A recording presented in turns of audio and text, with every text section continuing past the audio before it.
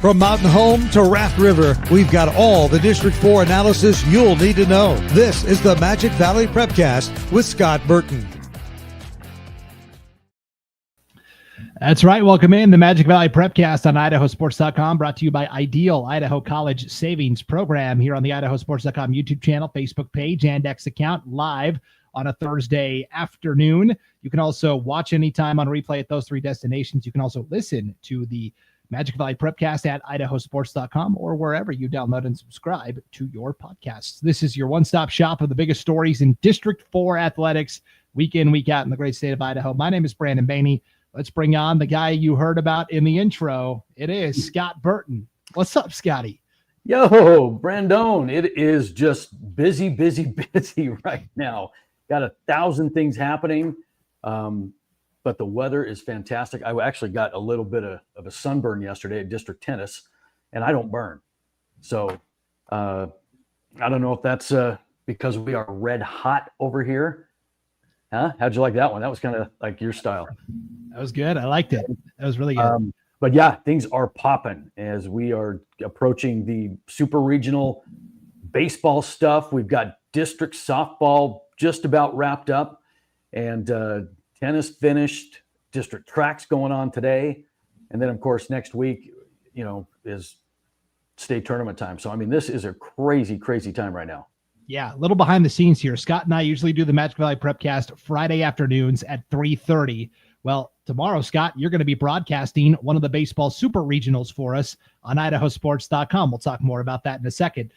So Friday was out. So I said, okay, well, let's do Thursday at 3:30. Well, then your darn Jerome Tigers just found a way as the number 4 seed at districts to basically go through undefeated, and they are hosting the district championship game today, Thursday at 3:30. So that wasn't going to work either. So we have just taken a few moments of your very busy day here to get you to sit down. We appreciate it. Hey, no, absolutely. That's kind of the lightning in the bottle moniker there, because our spring sports have done just that.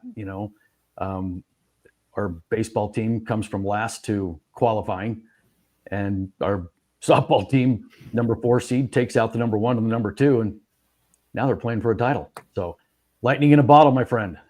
Pretty remarkable. Let's start, though, with district tennis. That's where you were yesterday, and I actually had to talk to Randy Wynn, the AD at Burley, briefly yesterday as well. And he's like, yeah, I'm here at district tennis. Nothing like watching balls get hit back and forth for 8 or 9 hours a day. Oh, my gosh. Yeah, that's the – well, I don't want to say the one sport, but one of the few sports that I never really was good at. I would be hitting home runs with every swing. It would just never, it just didn't line up for me. But yesterday, watching some of these kids play, it's like, man, these kids are really good. And what a good skill to have, to have an individual sport on a gorgeous day in Twin Falls. We had it spread out at CSI, Harmon Park, Twin Falls High School. And man, it was a good day. Lots of sun, a lot of kids. Yeah, and that requires a different site manager for each of those 3 places. So it really is a lot of collaboration between all of the athletic directors in the Great Basin Conference to pull this off. Yeah, it does. That thing is just bananas because, you got to keep that thing on track. You're managing however many courts are at your site. I had 8 courts that I was managing with these big brackets and trying to get this person here, but they got to have enough rest. And then which bracket do we got to go on first? And then, oh man, yeah, it's something else. People just think you show up and hit a ball back and forth, but to manage some of this stuff is pretty in depth. Yeah. Team title winners, Scott, from district tennis. Yeah. Team title winners for the boys. It was the Wood River Wolverines. And they had a really good showing. They have a really good program up there. Wood River's that different type of school where they're great at tennis and soccer and skiing and hockey and mountain biking. The traditional sports, it's not really kind of their gig, but tennis is one of them. So congratulations to them. And then on the girls' side, it was the Twin Falls Bruins coming away with the team tennis title. So Yeah, some really good tennis. And I will say that our Jerome Tigers took second in mixed doubles and girls doubles, and that's something that we've never done before. So our tennis team caught a little bit of lightning in a bottle. So it's a good time to be a Tiger right now. That's just looking ahead to state very quick. 10,000 foot view, boys tennis. Bishop Kelly is always very tough. Century, coached by our IdahoSports.com broadcaster Sean Kane, is going to be very tough on the boys side as well. So good luck to Wood River on the girls side. Best player in the state, one of the best players in the entire country, Scott Pepper Rickard, sophomore from Sandpoint High School, nationally ranked in the amateur circles. But is one enough? It was last year for Sandpoint. We'll find out if some of the other players can step up. Otherwise, the Treasure Valley always seems to have a strong contingent there as well. So yeah, they do. There's some really strong programs, in the Treasure Valley. But the gal from Sandpoint you talked about, I mean, you talk about next level player, somebody that you just watch and go, this is not normal. You get a chance to watch her do it because the way she moves, it's different. It's not high school. Yes, very rarely does she even drop a set to somebody in the state of Idaho. So, All right, well, let's get to the brackets, Scott. The super regionals in baseball, and I know the official verbiage is the play-in series, but I'm telling you, super regional is what people are saying, and that's what we're going to call it, the super regionals. So it sounds better. I think so, but what I'm going to do is share my screen and put all the brackets up on the screen. And you, of course, if you're watching this, I always recommend that you make your screen full size so the bracket's a little easier to read. If you're listening audio only, it's all good. We have all the brackets on our website, IdahoSports.com, right on the home page. Let's start at the 5A level, Scott. This is the super regional you will be broadcasting for us on IdahoSports.com. It is going to be at Twin Falls High School. The Bruins did defeat Jerome in that district championship game last Friday. And I know you were kind of sweating it out like, oh man, where is Jerome going to have to go if we lose this thing? Are we going to have to go all the way to Lewiston? Are we going to have to go to East Idaho? You get to go to Twin Falls. It's a place, it's a place that's close. Twin Falls, the number 2 overall seed, they get the first round bye. Jerome, the 11 seed, is going to have to play Skyline, the 7 seed, right out of the chutes. Yeah, it's going to be a fun tournament. I mean, you talk about these 3 teams, and obviously Jerome coming in as the 11 seed, just kind of got hot at the right time. They've got a really good pitcher in Sawyer Tilley, a junior who can really, really throw. They've got a couple of guys behind him that can throw a little bit too. One of them, though, is sick and may not be available. So it's going to come down to pitching. Whenever you get into a tournament like this, it is always going to be about pitching. Well, let's look at Skyline. They've got a guy that can really hit the ball. Hayden Nahey, I believe is how you say his name. He's just a sophomore, but he's hitting over 500 on the season. And then on the mound, they've got 3 solid pitchers, Lynch, Jensen, and Giannini. I believe that's how you say the last name. But, look at Twin, almost the exact same. They've got their hitter in Cooper Thompson hitting over 400, but Twin's strength is going to be their pitching. I mean, they've got Ketterling and Stadelmeyer and Bingham with a team ERA of like 2.72. So there's going to be some quality pitching going on at this one. And correct me if I'm wrong, does Dalton Carter pitch a little too for Twin? Yeah, yes. I think so. I was looking at all that stuff earlier today, and I mean, they can go deep. Twin can go deep into the rotation, which is a good problem to have. Yeah. I think Twin is not only the favorite in this super regional, but you start talking about next week because the winner, you have to win the super regional to advance to state. It's going to be a 4-team state tournament. I think Twin's got a really good shot of winning the whole enchilada in terms of 5A baseball this year. So no, I think they do, and it's because of their pitching. I mean, they're not going to beat you, 15-10. They're going to beat you, 4-1, 3-2. And they play small ball very well. I mean, that's kind of what Coach Stadelmeyer does. He knows how to manufacture runs. He's always been that way. Go ahead. No, I was going to say, but that's what you need in those situations because you're going to get great pitching, or at least one of the games you will. So you better figure out how to score with only 4 hits, right? Yep. Twins had some epic battles at state over the years with Pocatello and Bishop Kelly recently, it seems like, and I'm sure Twin would love to see both of them not advance out of their super regionals, and we'll see how it shakes out. Other teams that did make it, 4 teams from the Great Basin Conference did make it to the super regional round, Scott, like we talked about. So 2 of them here, Twin and Jerome. And then you have Burley, who gets seeded number 6 overall.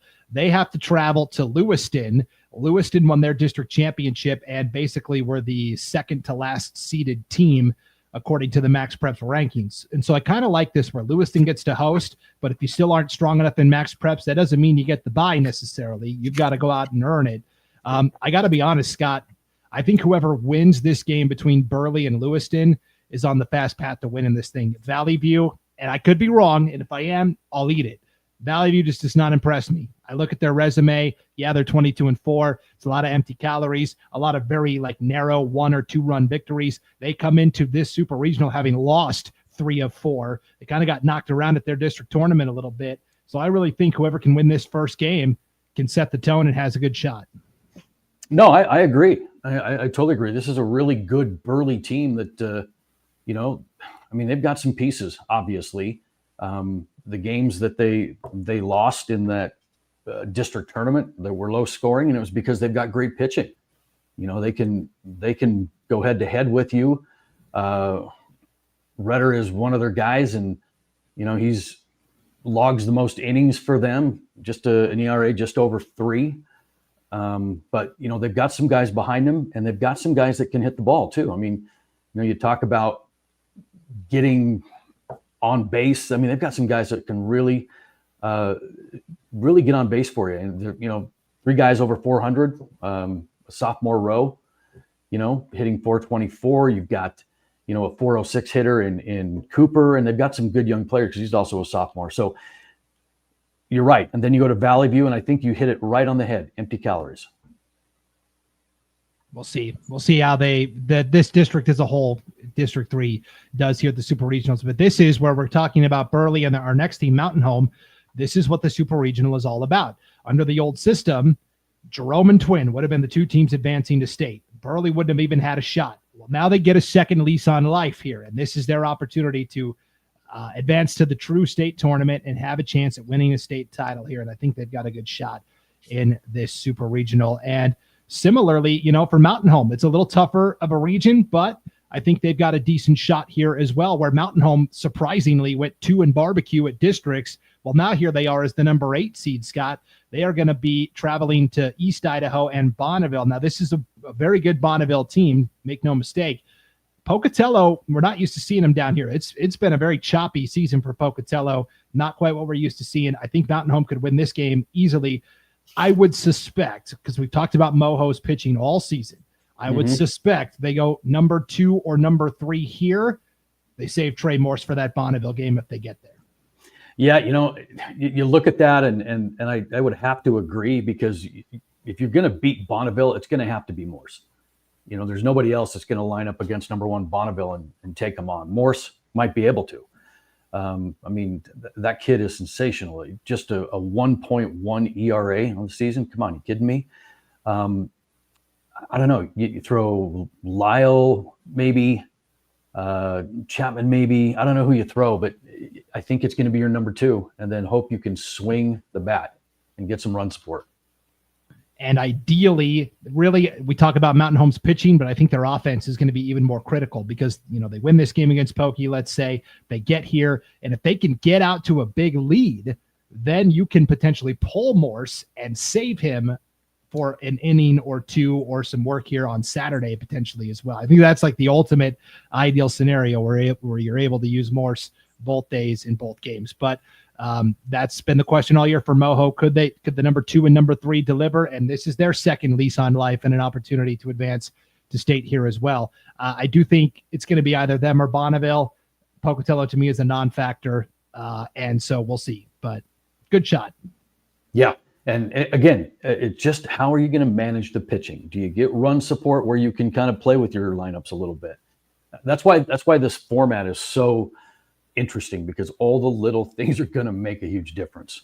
So yeah, I'm excited and looking forward to it. The last super regional we have, Scott, is actually at the 3A level. The Wendell Trojans took second at districts, runner-up to Malad. They just get in as that at-large as the number 11 seed. They have to travel over to Marcine, where they will play Melba in the opening round. Marcine awaits. Marcine is a very good team.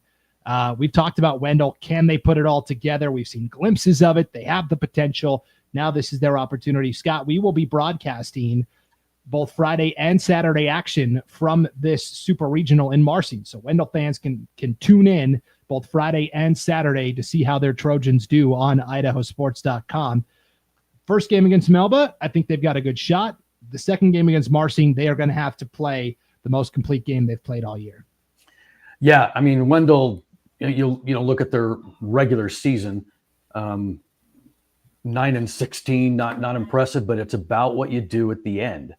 And are you getting hot at the right time? Nobody's going to beat Malad, even though they played them really close, 8-2. I mean, you don't look at that as close, but I mean, that's how good Malad is. That you kind of kept him in there, and then they beat Declo, and then they lose to Malad 10-1. So I know that sounds like a blowout, but you're talking about a Malad team that's 19-6 on the year and super, super good. But now they advance. They've got Melba, who comes in as the number 6 seed.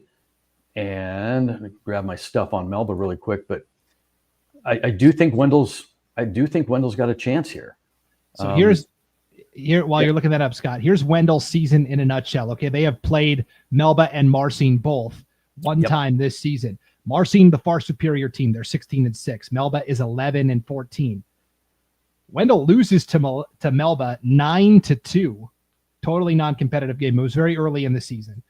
The Marcine game against the tougher opponent is the more competitive one. They lose 14-10, but it goes 9 innings. So 2 extra innings where Wendell had chances. And so that is what makes them such a frustrating watch sometimes. It is. And you're absolutely right. I mean, and then you get to this point in the season where you got to take advantage of your opportunities. If you leave men on base, I mean, you got to figure it out, because those are going to make a huge difference and could cost you a game. If you don't get that crucial hit, that 2-out hit, forget about it. Yeah. Okay. Those are this is the last of the true super regional, this little 3-team pod that's taking place. For a baseball, Scott, I incorrectly reported last week that they were doing the same. They were going to take 12 teams. They were going to have 4 3-team regionals. They instead only took 8. And so when we thought Kimberly losing that district championship game to Buell, we thought, oh, Kimberly's still going to have a shot. No, they did not. They missed out. And so Buell is the lone team from the Magic Valley in this thing. They are the number 7 seed overall, but because they were the district champion, they actually get to host Fruitland, the number 1 seed overall. Hey, congratulations. Here's the number 1 team from Fruitland.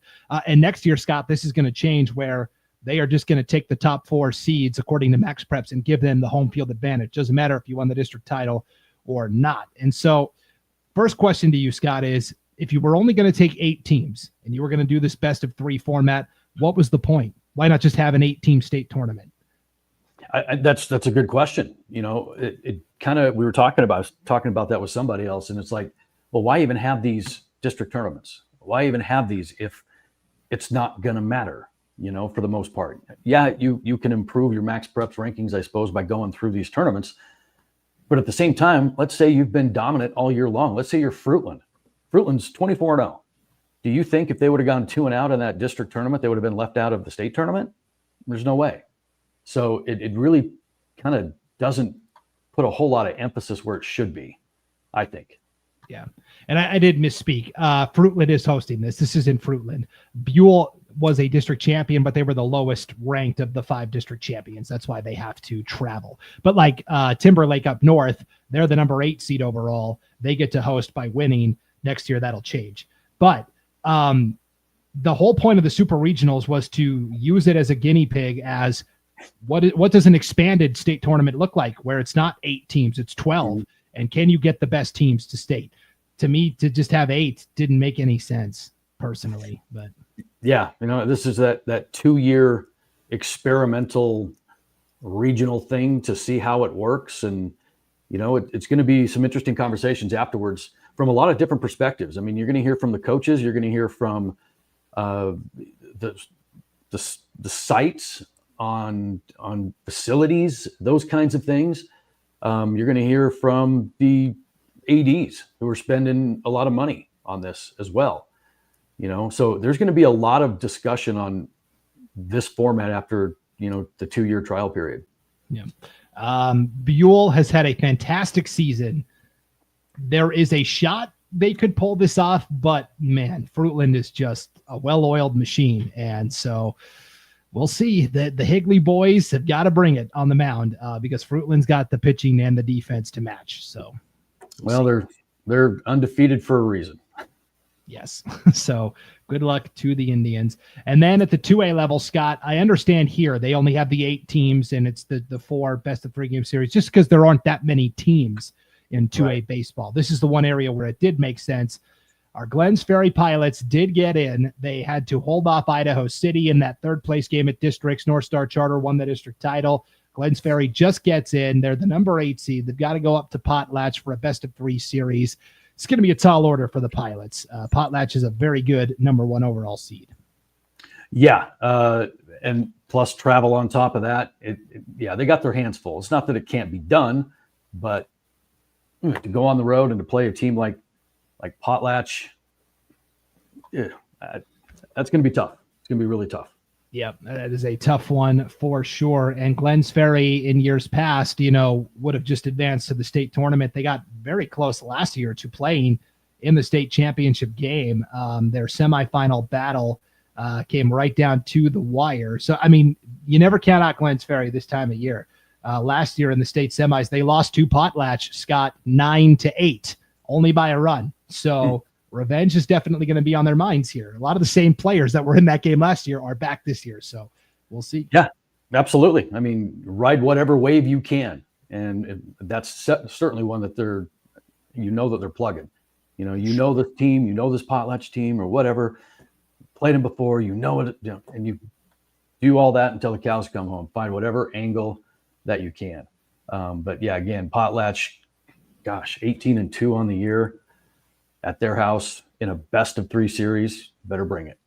Yep, for sure. All right, that's the baseball super regionals. Let's go to softball district tournament. Scott, we have to start with the Jerome Tigers, the number 4 seed overall, hosting number 2 Burley later this afternoon in the district championship game. Both teams are advancing to state. So congratulations, Jerome.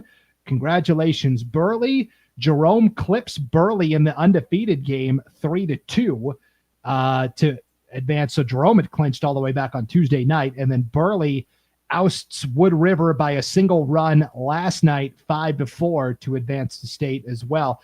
This was a competitive tournament all the way through. Look at this. Twin Falls wins by 2 over, or Jerome wins by 2 over Twin. They win by 1 over Burley. Twin only beats, or Wood River beats Twin by 3. Burley beats Wood River. Like very close competitive games all throughout. Twin Falls, the number 1 seed, Scott, 2 and out. Yeah, that one was a little surprising. Twin Falls pretty much cruised through the regular season, 11-1 conference record on the year.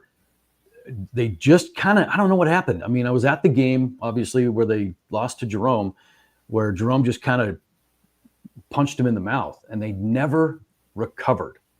They just never recovered. And you could see the hangover when they played Wood River the next day. It just wasn't that same, like, the spring in your step Twin that you're used to. They just were not there. And then, obviously Jerome took advantage. Wood River took advantage. And then the Wood River Burley game last night, I mean, that one was back and forth, even though it was a low scoring game. I believe it was the bottom of the 6th when Burley finally took the lead and then held them at the top of the 7th. And here we go again, where Burley and Jerome are going to tangle. And these games have been super close. I mean, in the regular season, Burley beat them twice, 7-6 and 3-2. And then finally, Jerome gets off the snide and beats them 3-2. So 3 games between the two of them. All of them have been 1-run games. It's going to be a good one today. Yep, going to be a lot of fun.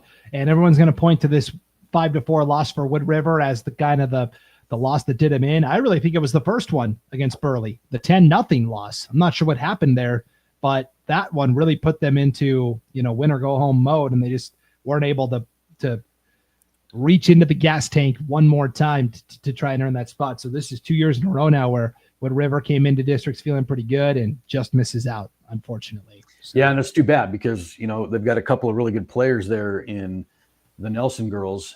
And, I think yesterday, top of the first inning, Mac goes yard, in the way she does.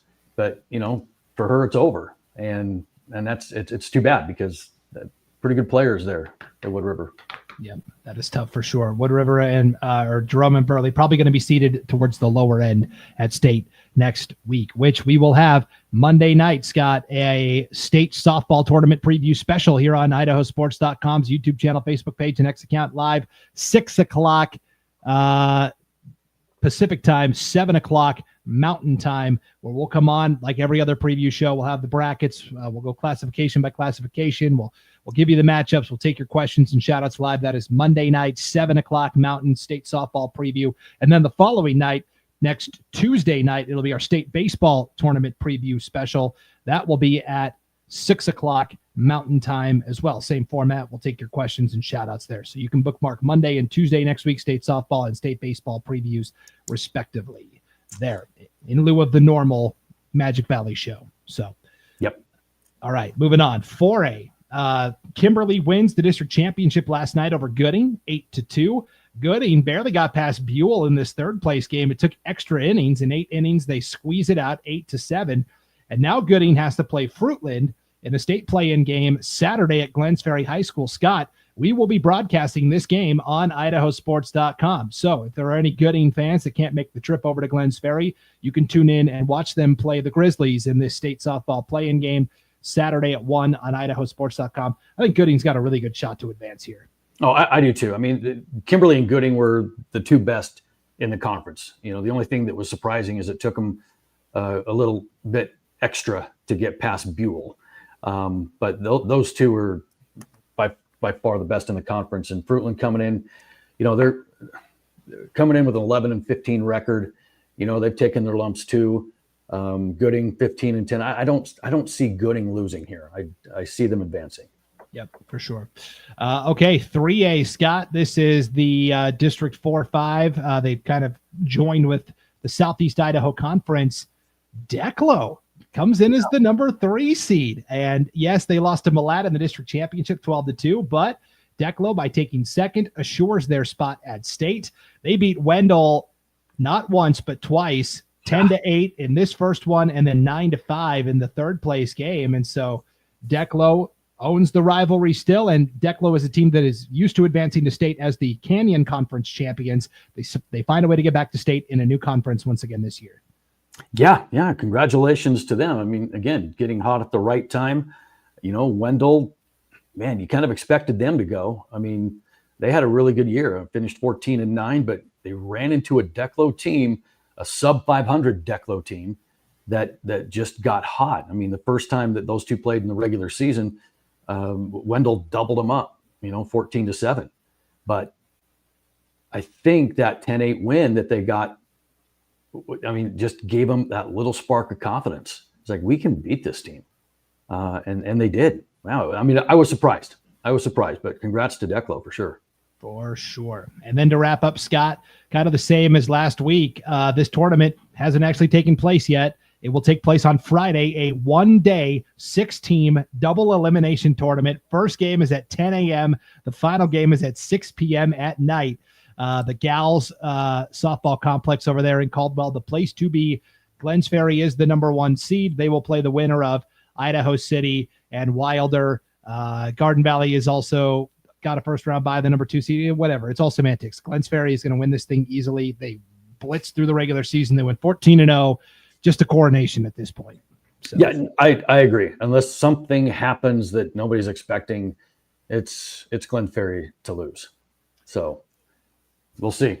Yes. And so good luck to the Pilots and everybody competing this Friday in this mega marathon district tournament there. The 1-day 6-team double elimination tournament. That is, aren't you glad you're not the tournament director for that, Scott? Man, what a nightmare. Just looking at it and seeing it's all on the same day. It's like, this has got to be a misprint, man. This is terrible.